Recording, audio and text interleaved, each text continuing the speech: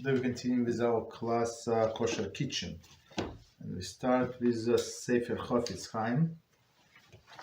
And the big topic is the same Lashon Hara, laws of derogatory speech. And today's topic is with permission.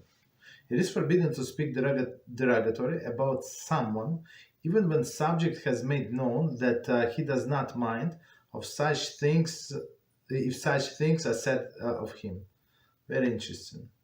As mentioned above, to speak negatively one's fellow is shameful in itself, regardless of the subject's feelings.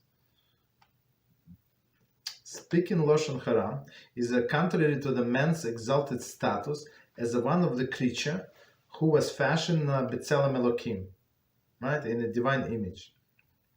And this is not altered by the fact that one has been granted permission to speak derogatory. So it's very interesting thing, right? So even if a person say, I don't mind, you can say these things about me, right?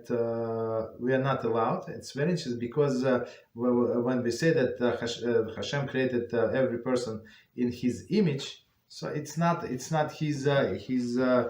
decision, right? That we can denigrate the image of the person that was created in the image of Hashem. It's very interesting. Okay, we stop here.